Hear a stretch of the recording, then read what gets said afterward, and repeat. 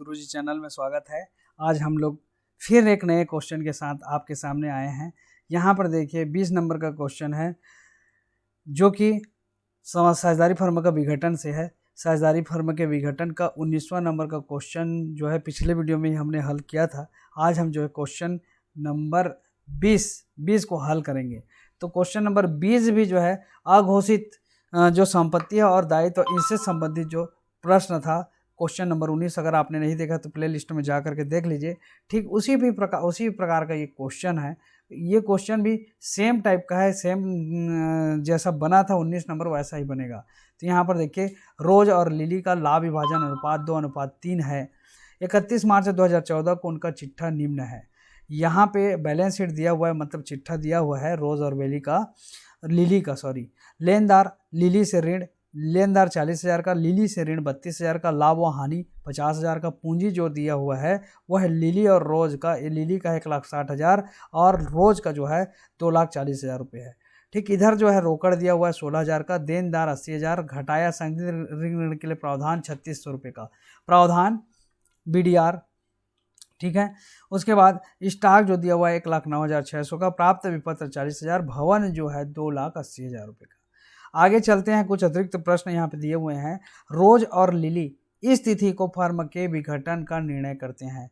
परिसंपत्तियों मतलब प्राप्त विपत्र को छोड़कर से वसूली जो है 4,84,000 लेने के लिए सहमत है। मतलब प्राप्त विपत्र को बस छोड़ना है आपको और यहाँ पर जो है बाकी जो संपत्तियां उनसे 4,84,000 रुपये प्राप्त हुआ मान के चलिए।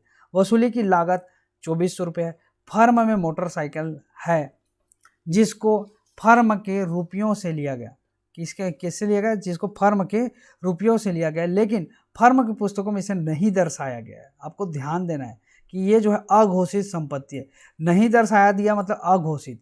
ठीक है, इसको हमने जो है फर्म की पुस्तकों में नहीं दर्शाया है, मतलब ये अघोषित संपत्ति है। इसका विक्रय 10,000 में किया गया। कितने में कर दिए? 10,000 रुपये में कर दिए। बकाया बिजली बिल के संबंध में संभावित दायित्व 5,000 रुपये है। प्राप्य पत्र रोज ने 33,000 रुपये में ले लिया। वसूली खाता, साझेदारों के पूंजी खाते और ऋण और रोकड़ खाता तैयार कीजिए। पिछले वीडियो में जैसे समझाया वैसे एक बार और बता देता हूँ। यहाँ पर क्या होता है, संपत्तियों के जो है क्या होता है अघोषित या दायित्व के अघोषित होने पर हम क्या करते हैं, जो भी संपत्तियां हैं उनको हम वसूली खाते के अंतर्गत हस्तांतरित नहीं करते हैं। अघोषित संपत्तियों को जो है वसूली खाते के अंतर्गत हस्तांतरित नहीं किया जाता है। क्लियर हो गया। लेकिन अघोषित संपत्ति को विक्रय करने से हमको पंजी प्रविष्टि करना होता है। रोकड़ खाता या बैंक खाता विकलन वसूली खाता से, अगर दायित्व है तो वसूली खाता विकलन रोकड़ या बैंक खाता से, इस प्रकार से हमको करना है। फिर कोई साझेदार है अगर ले रहा है संपत्ति को तो वहाँ पर साझेदार का पूंजी खाता विकलन वसूली खाता से, और कोई दायित्व का भुगतान करने के लिए सहमत हो रहा है तो वसूली खाता विकलन साझेदार के पूंजी खाता से। इस प्रकार से जो है ये पंजी प्रविष्टियां होंगी। क्लियर। अब देखिए हमको यहाँ पर वसूली खाता तैयार करना है, तो सबसे पहले हम क्या करेंगे, जितने भी संपत्तियां चिट्ठा में दिया हुआ है उन संपत्तियों को हम जो है वसूली खाते के अंतर्गत डालेंगे, और जितने भी चिट्ठे में जो है दायित्व दिए हुए हैं उनको भी हम जो है वसूली खाते के क्रेडिट पक्ष में लिखेंगे। ठीक है, तो संपत्ति जो है विविध संपत्ति खाता से करके लिख दिया। देनदार, स्टॉक, प्राप्य विपत्र और भवन, इन सबको हमने लिख दिया यहाँ पर। इन सब का योग जो है 5,09,600 रुपये। विविध दायित्व खाता को करके यहाँ पर लिखे हैं संदिग्ध ऋण 3,600 रुपये और लेनदार 40,000। ये कहाँ से आया, तो यहाँ पर देखिए संदिग्ध ऋण के लिए प्रावधान कितना का हुआ है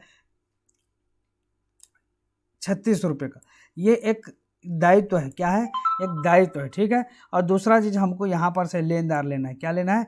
लेनदार। लिली से ऋण को क्यों नहीं लिए, तो लिली जो है फर्म का जो है क्या है, साझेदार है। लिली फर्म का साझेदार है, इसलिए लिली का जो ऋण है उसको हम वसूली खाते के अंतर्गत हस्तांतरित नहीं कर सकते, क्योंकि साझेदार का जो ऋण खाता है उसको हम वसूली खाते के अंतर्गत नहीं लिखते हैं। इसका नियम जो है आपको जो वसूली खाते का सबसे पहला वाला वीडियो जो बनाया हूँ मैं, उसको आप देख लीजिएगा।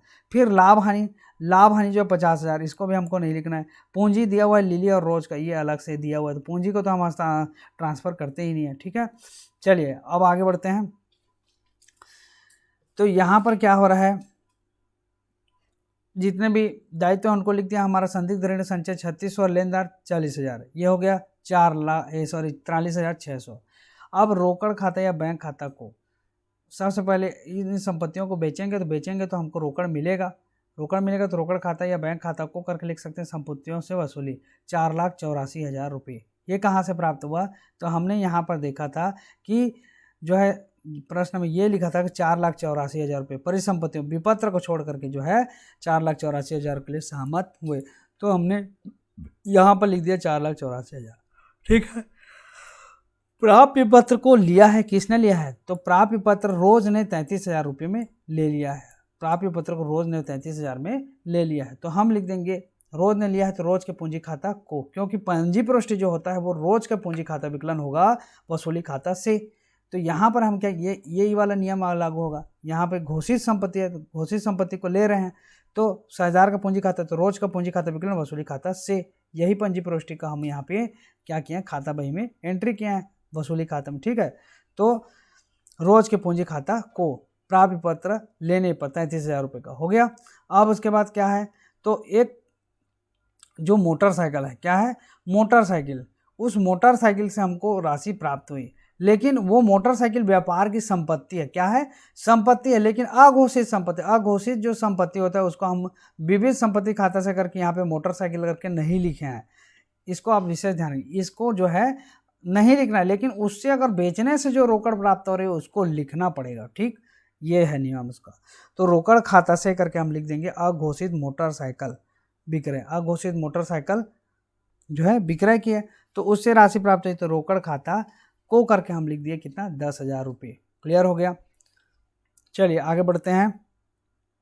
ये हो गया रोकड़ खाता को करके लिख दिए 10,000 रुपये। अब इधर आइए इस पक्ष में, विकलांग पक्ष में। अब क्या होगा, इस दायित्व है, इन दायित्वों का हमको भुगतान करना पड़ेगा। और एक वसूली व्यय है, यहाँ पे प्रश्न में दिया हुआ है वसूली व्यय कितना हुआ है, प्रश्न में दिया हुआ है हमारा, कहाँ पर है, वसूली व्यय की लागत 2400 रुपये। तो हमने यहाँ पे लिख दिया वसूली व्यय का भुगतान करेंगे रोकड़ या बैंक खाता से, तो रोकड़ खाता से करके लिख दिया 2400 रुपये। ठीक, वसूली व्यय का भुगतान।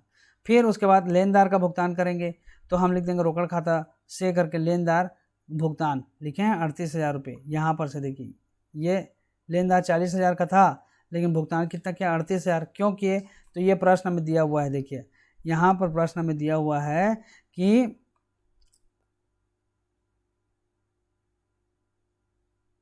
कहाँ पर लिखा हुआ है, एक बार ध्यान से देखिए। इसको जो है हिंदी में अगर पढ़ेंगे तो हिंदी में आपको नहीं दिखेगा, कहाँ है, यहाँ पर हिंदी में कहीं पर भी लिखा नहीं है। लेकिन आप जब इंग्लिश में क्वेश्चन को पढ़ेंगे तो यहाँ पर लिखा है, देखिए क्रेडिटर लिखा है, क्रेडिटर एग्री टू टेक 38,000। ठीक है, लिखा है। तो यहाँ पर क्रेडिटर मतलब होता है लेनदार। लेनदार जो है 38,000 रुपये लेने के लिए सहमत हो गए। तो हम यहाँ पर इसलिए किए हैं 38,000 रुपये। ठीक है, 38,000 रुपये लेने के लिए सहमत हुए, इसलिए रोकड़ खाता से करके लेनदार का भुगतान कर दिया 38,000 रुपये। क्लियर हो गया। हिंदी में नहीं लिखा, आप हिंदी में लिख लीजिएगा, है ना, नहीं तो इसका जो आंसर 15,600 ये नहीं आएगा। ठीक है, इसको विशेष ध्यान रखिएगा। 38,000 रुपये जो है क्या बोल रहा है, क्रेडिटर एग्री टू टेक 38,000 लेने के लिए तैयार हो गया। तो यहाँ पर हमने लिख दिया रोकड़ खाता से करके 38,000 रुपये। और एक बिजली बिल है, बिजली बिल का यहाँ पर लिखा हुआ है, देखिए 5,000 रुपये बिजली बिल के संबंध में। तो बिजली बिल के संबंध में या विविध व्यय करके लिख सकते हैं, लेकिन हमने रोकड़ खाता से करके बिजली बिल करके लिख दिया 5,000 रुपये। ठीक है, अब ये सब कर लिए। अब दोनों पक्षक योग लगाएंगे, तो दोनों पक्षक योग में से जिन पक्षक योग ज़्यादा है उसके अंतर की राशि को हम दूसरे पक्ष में लिख देते हैं। इस पक्षक योग ज़्यादा है समाकलन का, और विकलन का योग कम है। कितना योग कम है, तो 15,600। तो हमने जब घटाया समाकलन 5,70,600 से इनको जोड़ करके, तो अंतर जब घटाया तो हमारा जो है 15,600 का अंतर आया। मतलब इधर का योग ज़्यादा था, उधर का योग कम था, डेबिट साइड का, है ना। तो यहाँ पे जो डेबिट साइड है उस वहाँ पर उसको लिख देंगे, तब तो इधर का योग भी बराबर होगा और इधर का योग भी बराबर होगा। ठीक है, तो साझेदार के पूंजी खाता से करके हम लिख दिए रोज और लिली का, हो गया। अब इस 15,600 को हमको बांटना है रोज और लिली में। तो ये कहाँ से आया, तो 15,600 को बांटेंगे हम किस अनुपात में, तो हम बांटेंगे 2:3 के अनुपात में बांटेंगे, क्योंकि लाभ विभाजन अनुपात दिया हुआ है, लाभ हो या हानि। तो अभी यहाँ पर जो है क्या हो रहा है देख लीजिए, यहाँ पर दिया हुआ है लाभ, तो साझेदारों के पूंजी खाता से करके रोज और लिली को हमने बांट दिया। यहाँ पर उसका विवरण 15,600 गुणित 2/5, ठीक है, 15,600 गुणित 3/5, तो 2:3 के अनुपात में बांटने के लिए बोला गया है, तो हमने इस प्रकार से बांट दिया। रोज का 6,240, लिली का 9,360 रुपये हो गए। क्लियर, ये हो गया क्या, वसूली खाता। अब हम चलते हैं किसमें, लिली का ऋण खाता। लिली के ऋण खाता को देखिए, लिली के ऋण खाता में क्या लिखेंगे, तो शेष लाया गया कितना, 32,000 रुपये, और रोकड़ खाते से 32,000 रुपये। क्लियर, तो शेष लाएगा मतलब ऋणी लिली का कितना है, यहाँ पे दिया हुआ है ऋण कितना है 32,000, तो हमने लिख दिया 32,000। अब उसका भुगतान हुआ 32,000, यहाँ पर देखिए ये 32,000 लिली का भुगतान किए हैं, कहाँ है, हाँ ये तो साझेदारों के ऋण खाते से पता चलेगा। तो यहाँ पर क्या हो जाएगा, ये रोकड़ खाते से हमको पता चलेगा। तो ये 32,000 जो है क्या किया, हम इसको डायरेक्ट भुगतान करते हैं, वसूली खाते में इसको डालते नहीं है, इसलिए यहाँ पर नहीं दिखेगा वसूली खाते में, ठीक है, विशेष ध्यान रखिएगा। ये साझेदार का ऋण है तो ये वसूली खाते में नहीं दिखेगा, इसको रोकड़ खाते में हम दिखाएंगे। तो रोकड़ खाता से करके 32,000 पेमेंट कर देंगे, ठीक है। साझेदार का पूंजी खाता, साझेदार का जब पूंजी खाता बना रहे हैं तो देखिए यहाँ पर शेष लाया गया पूंजी लिली का और रोज का, तो लिली का 1,60,000, रोज का 24,000, ये सॉरी 2,40,000, ये 1,60,000 और 2,40,000 लिली और रोज का हो गया। अब हम आगे बढ़ते हैं, तो यहाँ पर आपको ध्यान देना है कि लाभ हानि खाता को, लाभ हानि खाता को करके 30,000 और 20,000, ये कहाँ से आया, तो ये लाभ हानि खाता यहाँ पर से प्रश्न में जो दिया हुआ है लाभ हानि करके दिया हुआ है, कितना दिया हुआ है, दायित्व पक्ष में, मतलब हानि है समझिए एक प्रकार का, तो हानि है तो उसको बांटना पड़ेगा, तो 50,000 को बांटेंगे किस अनुपात में, 2:3 में, ठीक है। तो रोज को मिलेगा 2 और लिली को मिलेगा 3 भाग, है ना, 50,000 का। तो हमने यहाँ पे बांट दिया 50,000 को, कितना आया, ये देखिए 30,000 और 20,000, ठीक है। वसूली खाता को करके लिख देंगे लाभ 9,360 और 6,240, ये कहाँ से आया, तो 9,360 यहाँ पर से, ये वसूली खाता को करके 6,240 और 9,360 ये लाभ है, इसको हमने यहाँ पर लिख दिया। क्लियर हो गया। अब इधर देखेंगे